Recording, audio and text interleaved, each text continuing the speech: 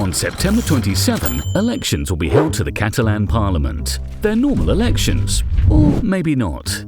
The First Minister who has called them, Artur Mas, wants everyone to see how many Catalans want to be independent. To make sure they stand out, the pro-independence parties have joined together, Convergència Democràtica and Esquerra Republicana. Then there's CUP, which didn't want to join. If they win, they'll get back together, or not. Who knows? This is politics. But why are there Catalans who want to stop being Spanish? It's a long story.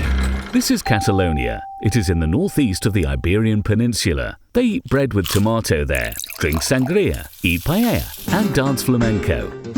Tourism has confused things a bit.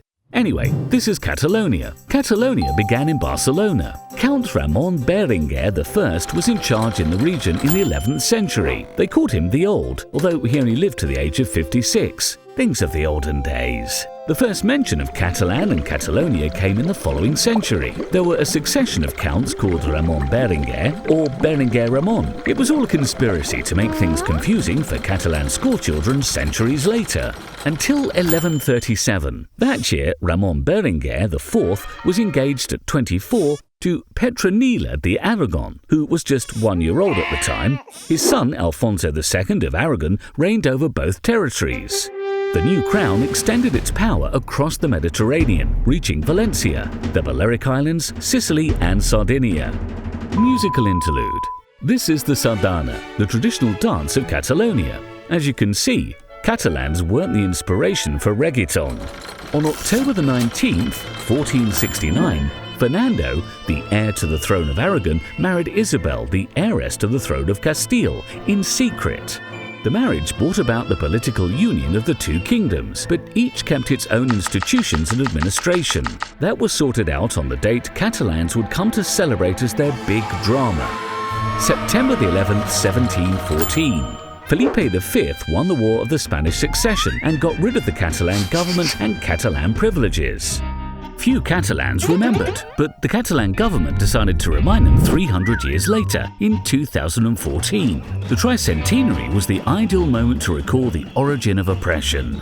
Some people came to see it as the origin of coexistence, but they were not years filled with nice words. The Catalan language was banned in schools during the Franco era, but Catalonia began to get its institutions back during the transition. A Catalan government, a Catalan TV station, a school in Catalan, a Catalan history, and even some Olympic Games.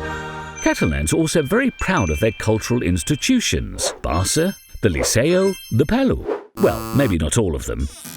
When the transition began, independence was not a priority. The parties that wanted it didn't represent more than 15% of the vote. In 2006, some Catalans, voted on a new statute. They said they were giving more money to Spain than they were getting. They wanted to take more decisions about their region and a new financing system.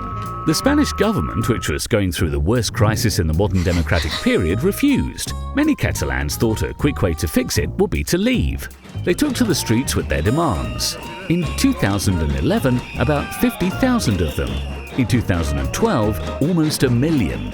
Since then, there have been another 2 big marches, a giant Catalan dance, and something that looked like a homage to V for Vendetta. There was even an informal referendum in 2014, in which more than a third of the electorate voted. The year after, Barça won the Triple Crown. Is that important? Now there will be some elections, and the polls are showing a draw between those against independence and those in favour. But a draw in seats or votes? Well, this is politics. We only know one thing for sure. On September the 28th, all the politicians will say they've won.